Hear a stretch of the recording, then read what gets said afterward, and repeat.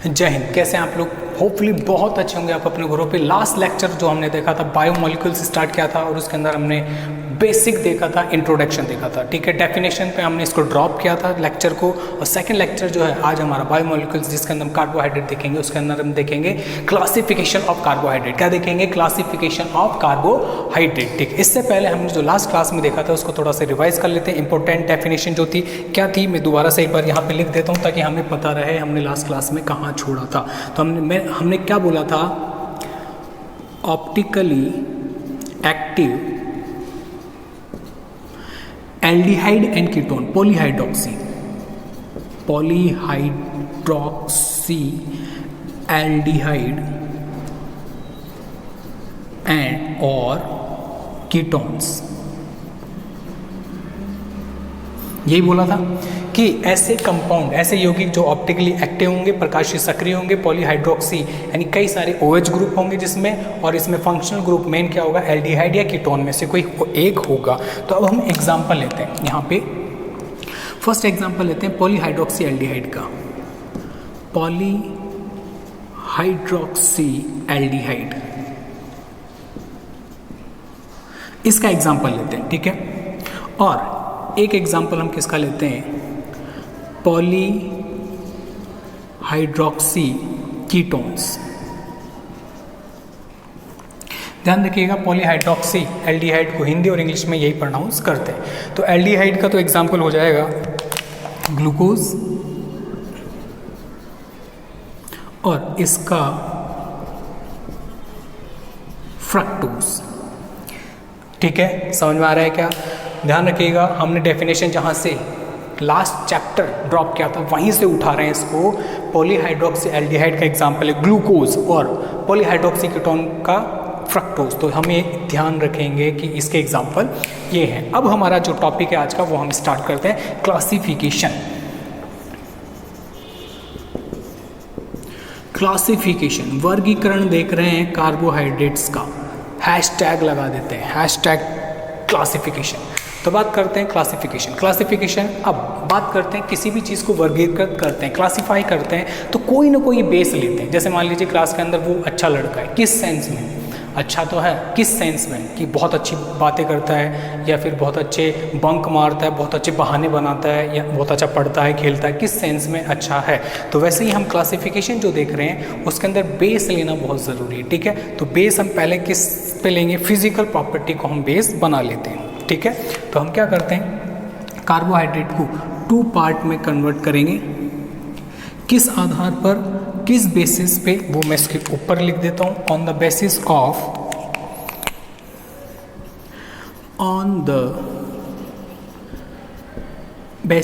Of physical या test, physical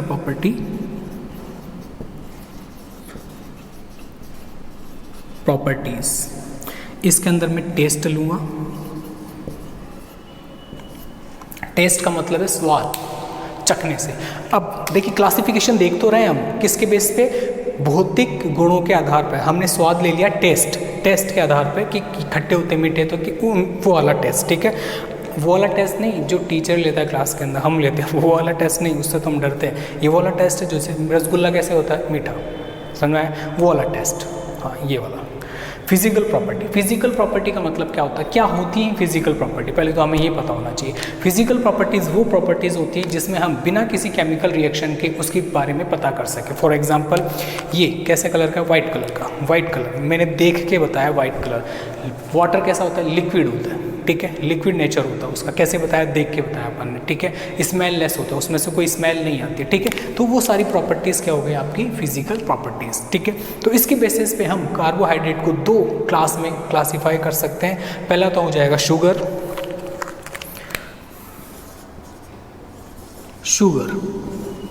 और दूसरा हो जाएगा नॉन शुगर। ध्यान रखिएगा, इंपॉर्टेंट है। शुगर और नॉन शुगर, शर्करा और अशर्करा, ठीक है। शुगर, अब आप बोलोगे कि हम सबसे पहले हमने क्या स्टार्ट किया, क्लासिफिकेशन। क्लासिफिकेशन के अंदर क्या देख रहे हैं हम, क्लासिफिकेशन किसके आधार पे देख रहे हैं, फिजिकल प्रॉपर्टी के आधार पे हम देख रहे हैं। और फिजिकल प्रॉपर्टी में कौन सी ले रहे हैं, टेस्ट के बेस पे हमने इसको दो क्लास में क्लासीफाई कर दिया है, शुगर और नॉन शुगर, शर्करा और अशर्करा। अब बात करते हैं शर्करा क्या होती है। चीनी देखिए, चीनी की जो भी जो प्रॉपर्टी होती है वो इसकी शुगर की हो जाएगी, ठीक है। तो मैं लिख देता हूँ क्रिस्टलाइन नेचर,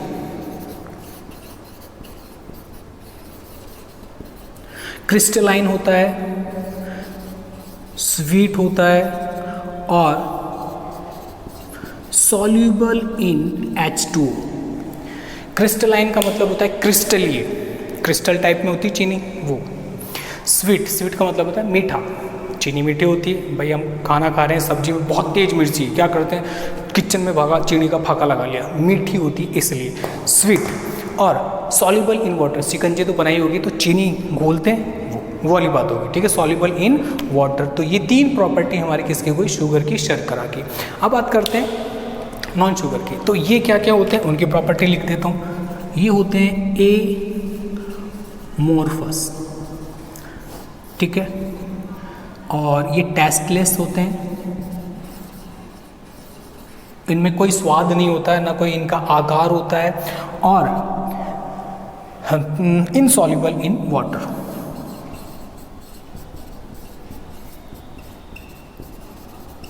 ये लीजिए इनसॉल्युबल इन वाटर। तो ये प्रॉपर्टीज़ हमें क्या होनी चाहिए, पता होनी चाहिए। अगर आपसे कोई पूछता है कि कार्बोहाइड्रेट को हम टेस्ट के बेस पे कितनी क्लास में क्लासिफाई कर सकते हैं, दो, शर्करा, अशर्करा, शुगर, नॉन शुगर, इनकी प्रॉपर्टीज़ मैंने इनके नीचे लिख दी है, हमें याद नहीं करनी है। इसकी जस्ट अपोजिट है क्रिस्टलाइन।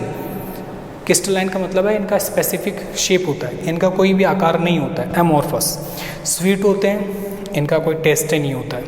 ये सॉल्युबल होते हैं जबकि ये इनसॉल्युबल इन वाटर। तो फर्स्ट क्लास हमने आपके सामने यहाँ पे मैंने रखी है, क्लासिफिकेशन किसके बेसिस पे, फिजिकल प्रॉपर्टी के बेस पे, याद होना चाहिए। अब हम नेक्स्ट क्लासिफिकेशन पे चल रहे हैं। ऐसे कई सारे क्लासिफिकेशन है छोटे छोटे।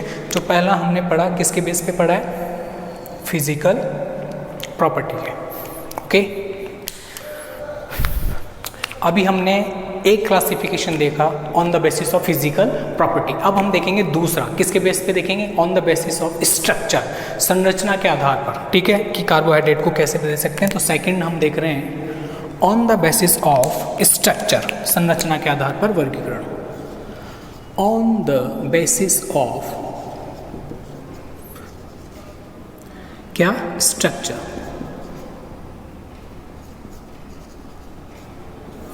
ठीक है, संरचना।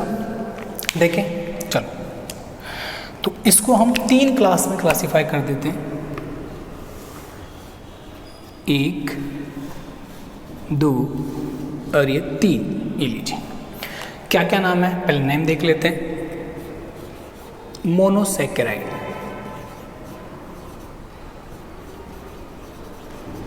मोनोसैकेराइड्स, ध्यान रखिएगा नाम, हिंदी में भी यही है, इंग्लिश में भी यही बोलेंगे, ठीक है। दूसरा डाई सैकेराइड्स, सॉरी ओलिगो, फिर ओलिगो में देख लेंगे आगे। सेकंड है ओलिगोसैकेराइड,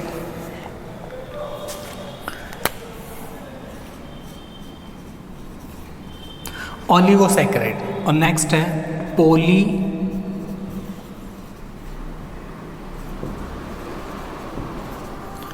पॉलीसैकेराइड्स।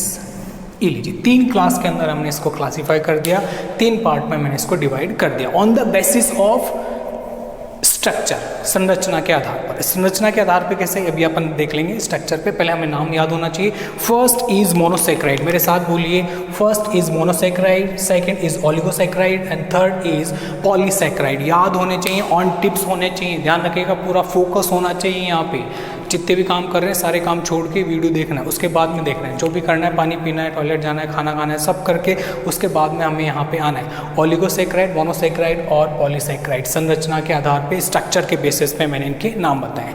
अब नेक्स्ट स्टेप पे चलते हैं। पहले तो पता चल गया कि तीन प्रकार के होते हैं, लेकिन मोनोसैकेराइड होते क्या हैं, ओलिगोसैकेराइड क्या होते हैं और पॉलीसैकेराइड क्या होता है, उनके बारे में डिस्कस करते हैं। आइए, तो मोनोसैकेराइड जो होते हैं ये क्या होते हैं, कैन नॉट बी हाइड्रोलाइज, क्या कैन नॉट बी हाइड्रोलाइज्ड, यानी इनका जल अपघटन नहीं होता है। ठीक है, अब इनकी बात करते हैं। हाइड्रोलाइज्ड ये जल अपघटित हो जाते हैं। Hydrolysed to 2 to 10 monosaccharides.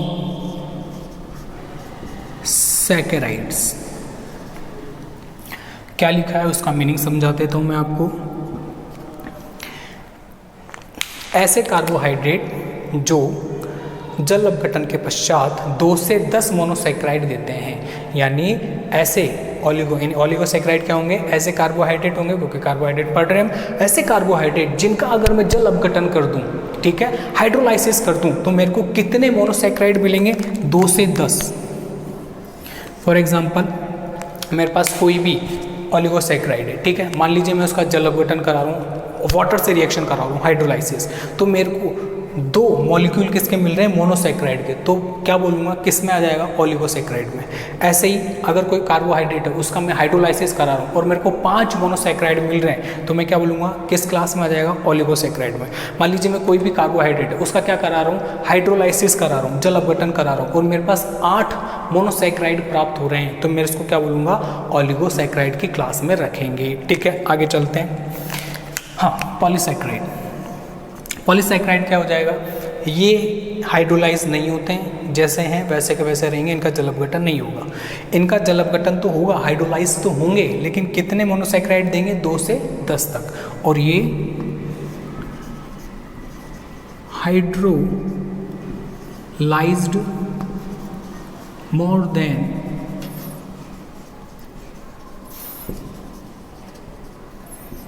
10 monosaccharide.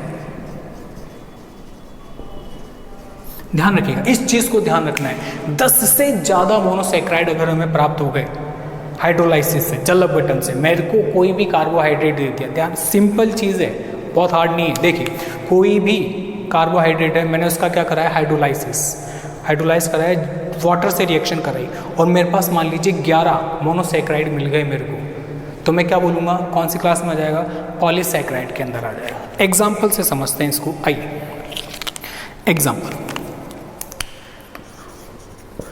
Example की बात करते हैं। एग्जाम्पल के अंदर मैं जो एग्जाम्पल लूँगा वो है इसका ग्लूकोज।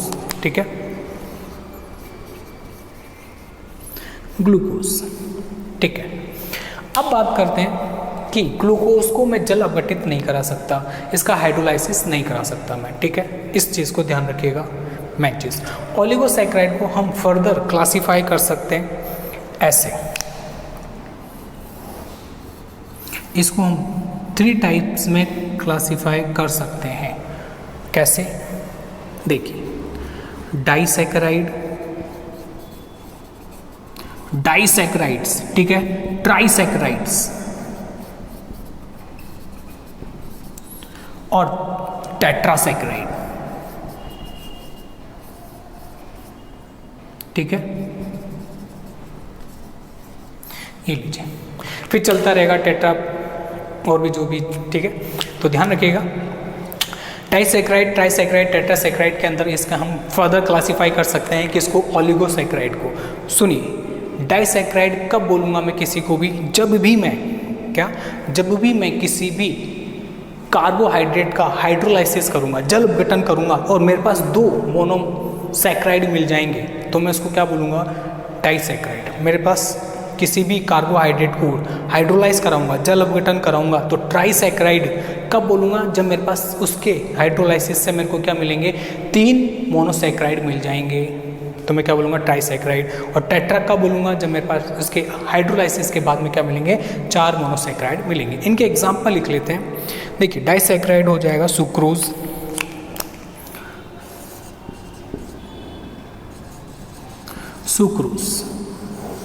इसका एग्जाम्पल रेफिनोज,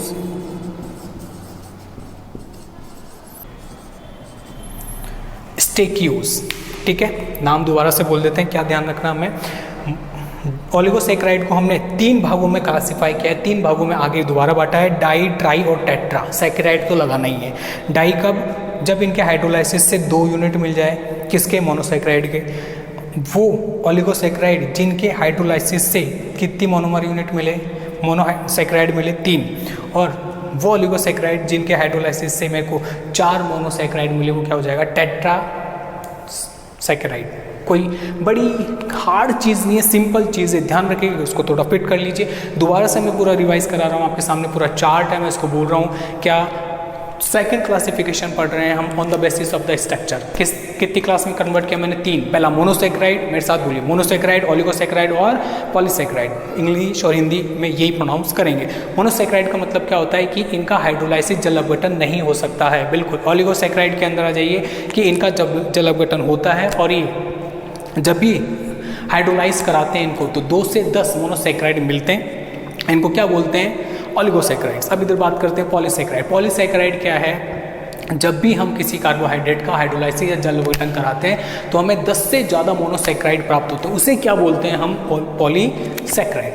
फिर हमने इसके अंदर इसको दोबारा क्लासिफाई किया, डाई, ट्राई और टेट्रा, और उसके एग्जाम्पल क्या है? सुक्रोज, रेफिनोज और स्टेक्यूज। ठीक है, अब मैं आपको एक एग्जाम्पल करके दिखाता हूँ कि ये हाइड्रोलाइसिस कैसे हो रहा है, कैसे नहीं हो रहा है। ठीक है, एक एग्जाम्पल ले लेते हैं हम, यहाँ पे ले लेते हैं, ये लीजिए, सुक्रोज का ले लेते हैं, CHO। ठीक है, यही होता है फॉर्मूला। ठीक है, इसको मैं वाटर से रिएक्ट करा रहा हूँ। किससे रिएक्ट करा रहा हूँ? वाटर से। जल अपघटन करा रहे हैं तो जल से रिएक्शन कराएंगे, ऑब्वियस सी बात है। समझना आगे कि क्या है। अब भाई अगर आपको कोई बोले कि जीमना है तो क्या खिलाएंगे? ऑब्वियस सी बात है, सामने वाले की जो इच्छा होगी, लेकिन यहाँ पे हमारी इच्छा नहीं चलेगी, हाइड्रोलाइसिस में वाटर से ही रिएक्शन होगी। चलो रिएक्शन करते हैं। जब भी रिएक्शन करोगे तो आपको ये 2 चीज़ें मिलेंगी, O6 प्लस C6H12O6। आप बोल रहे हो कि आप सोच रहे होंगे दोनों का फॉर्मूला एक जैसा है, लेकिन एक तो है ग्लूकोज और एक है फ्रक्टोज। क्या बन गया? ग्लूकोज और फ्रक्टोज। ध्यान से देखिए, एक है ग्लूकोज और दूसरा क्या है? फ्रक्टोज बना है। कितने मोनोसैकेराइड बने हैं? 2। इसलिए मैंने सुक्रोज को किस में रखा है? डाइसैकेराइड में। समझ में आया कि हम किसी भी कार्बोहाइड्रेट को वाटर से रिएक्ट करते हैं तो इधर कितने प्रोडक्ट बन रहे हैं, गिनती करेंगे 1, 2, तो मैं उसको बोलूँगा डाइसैकेराइड। अगर ऐसे 3 बनते तो मैं क्या बोल दूंगा? ट्राइसैकेराइड। और ऐसे ही 4 बनते तो क्या बोल देंगे? टेट्रासैकेराइड। एक एग्जाम्पल और लेते हैं, C18HO32। ठीक है, और इसको मैं रिएक्ट करा देता हूँ 2H2O से। आपको ये याद करने की नीड नहीं है, मैं आपको समझाने की कोशिश कर रहा हूँ, ऊपर जो भी चीज़ हुई है ना उसको समझ रहा हूँ। C18H32O16 react with 2H2O in the presence of acidic medium। 2 अणु H2O से अम्लीय माध्यम में अभिक्रिया हो रही है, और क्या बनेगा देखिए, C6H12O6 plus C6H12O6 plus C6H12O6। कितनी बार आ गया? 3 बार। इसका मतलब है, अब आप बोलोगे तो आपने 3 बार लिख दिया कि फॉर्मूला, लेकिन तीनों चीज़ें अलग अलग हैं। पहला क्या है? ग्लूकोज, दूसरा क्या है? फ्रक्टोज, और तीसरा क्या है? गैलेक्टोज। ध्यान रखिएगा, तीनों अलग अलग चीज़ें। अब आप बोलोगे फॉर्मूला तो एक जैसा, हमें क्या पता चलेगा? हम अभी पूरा चैप्टर बाकी, थमो तो सरी। इनकी स्ट्रक्चर जब देखेंगे ना तब प्राण रोएंगे। नहीं, मज़ा आएगा, तब आपको पता चलेगा कि क्या कैसे होते हैं। ठीक है, स्ट्रक्चर के बेसिस पे दे रखा है। अभी तो इनका मॉलिक्यूलर फार्मूला तो सेम है, C6H12O6, C6H12O6। अब देखते हैं कितने कार्बन है? 18। ये रहे। हाइड्रोजन कितने? 32। ठीक है, 32, 36, 37, 38, 39, हाँ ठीक है, कोई दिक्कत नहीं। चलो, और आप कैलकुलेट कर लेना, इतने ही आपके पास में जितने इधर हाइड्रोजन है उतने ही इधर आएंगे टोटल। तो आप ये जो एग्जांपल था वो किसका था? इसका। रेफिनोज, मैंने क्या समझाया अभी आपको, रेफिनोज का हाइड्रोलाइसिस जल अपघटन कराया और बताया कितने मोनोसेक्राइड मिल रहे हैं, 1 2 3। तो मैं इसको किस में रखूँगा, ट्राइसेकेराइड के अंदर हम इसे रखेंगे। तो समझ में आ गया क्या है। तो बिल्कुल इजी चार्ट है, अब इजी हो गया होगा, बहुत इजी। तो हम इसे लर्न करेंगे और फिर आगे की तरफ चलेंगे। ओके, अब हम जो चलेंगे वो किसकी तरफ चल रहे हैं, अब हम चल रहे हैं थर्ड क्लासिफिकेशन कार्बोहाइड्रेट का। पहला कौन सा पढ़ा, on the basis of physical property, भौतिक संरचना के आधार पर, जिसमें हमने टेस्ट लिया था। इसको हमने क्या करा था, शुगर और नॉन शुगर के अंदर क्लासीफाई किया था। सेकंड हमारा हो गया था स्ट्रक्चर, अभी हमने जस्ट देखा, उसमें एग्जांपल देखा क्या क्या चीज़ें थी वो आपके सामने ऑन टिप्स हो जानी चाहिए अब तक। ठीक है, ध्यान रखें जब भी आप ऑनलाइन क्लास है अब बैठे हैं ये देख रहे हैं, तो इसका मतलब नहीं कि तकिए पे सर लगा के आराम से लेट के देख रहे हैं। आप मैच पे बैठे, कॉपी पेन आपके पास होना चाहिए, नोट्स बनाते रहिए, और जो प्रॉब्लम आ रही है उसको आप नीचे कमेंट में लिखिए। क्या मेरे पास कोई कमेंट नहीं आ रहा आपके पास, आपको समझ में आ रहा है तो भी आप कमेंट कीजिएगा, और नहीं आ रहा है तो भी करना है अपन को। ठीक है, ऑन टिप्स होनी चाहिए क्लासेस, ध्यान रखना। सेकंड क्लास है आज की, जब हम फोर्थ थर्ड क्लास में होंगे तो बहुत हार्ड हो जाएगा अगर ये लर्न नहीं होगा। ठीक है, हमें साथ में लेके चलना है इसको। ठीक है, अब थर्ड क्लासिफिकेशन पे चलते हैं हम। थर्ड क्लासिफिकेशन हमारा क्या है, जो थर्ड क्लासिफिकेशन है वो है हमारा on the basis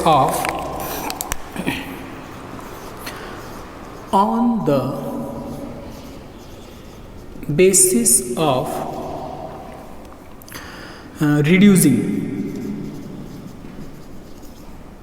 reducing nature, reducing यानी अपचयन की प्रकृति के आधार पर। ठीक है, रिड्यूसिंग नेचर के आधार पर हमने इसको दो पार्ट में कन्वर्ट किया है। कौन कौन से हैं दो पार्ट वो देख लेते हैं। ये लीजिए, फर्स्ट क्या है हमारा, फर्स्ट हो जाएगा हमारा नॉन रिड्यूसिंग शुगर,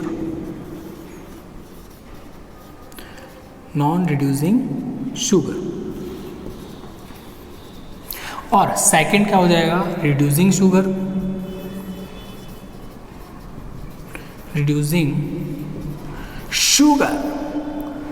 ये लीजिए, रिड्यूसिंग का मतलब है ये हो गया अपचयित चक्र, ये अनअपचयित चक्र। जिनका अपचयन नहीं होता है उसको हम इसमें रखते हैं, और जिनका अपचयन हो जाता है, जिनका रिडक्शन हो जाता है, वो क्या हो जाती है, ये। ठीक है, अब सुनिए, इसके अंदर एग्जाम्पल क्या लेंगे, एग्जाम्पल हमें पता होना चाहिए, बिल्कुल एग्जाम्पल पता होना चाहिए। सुक्रोज, ये बहुत बार आ चुका हमारे सामने, इसका फॉर्मूला हमें पता होना चाहिए, पता है, कोई दिक्कत नहीं है बड़ी। चलो आगे चलते हैं। इसके अंदर क्या आएंगे, रिड्यूसिंग शुगर। क्या होती है नॉन रिड्यूसिंग शुगर, अब रिड्यूसिंग वगैरह क्या होता है, तो मैं एक बार फ्लैशबैक में चलता हूँ, हमारी पिछली क्लासेस के अंदर चलता हूँ। क्या देखा हमने कि रिड्यूसिंग शुगर्स वो होती हैं जो किससे रिएक्ट कर लेती हैं, जो रिएक्शन कर लेती है फैलिंग सॉल्यूशन और टॉलरेंस रिएजेंट से। सामने आया क्या है, वो तो हो जाती है रिड्यूसिंग शुगर्स, और जो रिएक्ट नहीं कर पाती वो क्या हो जाती है, नॉन रिड्यूसिंग शुगर। ध्यान रखिएगा इस चीज़ को, क्या फैलिंग सॉल्यूशन टॉलरेंस सॉल्यूशन से रिएक्ट नहीं करती तो सुक्रोज हो जाएगा, उनका कोई रिडक्शन नहीं होता है, और इनके अंदर फैलिंग सॉल्यूशन और टॉलरेंस रिएजेंट से रिएक्ट कर लेती है, इसलिए हम क्या बोलते हैं इसको, रिड्यूसिंग शुगर। कोई बड़ी चीज़ नहीं, बहुत बड़ी चीज़ नहीं है, हमें लर्न होना चाहिए, हमें चीज़ें लर्न है, याद है तो बहुत ईजी है, वरना वही चीज़ें बहुत भारी हो जाती है। मोनोसैकेराइड्स,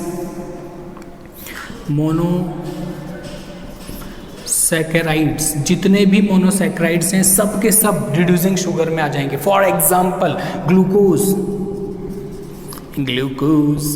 सेकेंड एग्जाम्पल फ्रक्टोज, ये सारे के सारे एग्जाम्पल किसमें आ जाएंगे, रिड्यूसिंग शुगर के अंदर आ जाएंगे हमारे। ठीक है, शुगर का मीनिंग मैं पहले बता चुका हूँ, बार बार नहीं देखेंगे, फिर एक बार देख लीजिए क्या शुगर क्या होती है। पहले देखा था शुगर दो तरह की होती है, एक तो शुगर और एक नॉन शुगर। कार्बोहाइड्रेट का फर्स्ट क्लासिफिकेशन हमने पहले देख लिया था। ये लीजिए, सुक्रोज और इधर है मोनोसैकेराइड, ग्लूकोज, फ्रक्टोज, माल्टोज वगैरह सब इसके अंदर आ जाएंगे।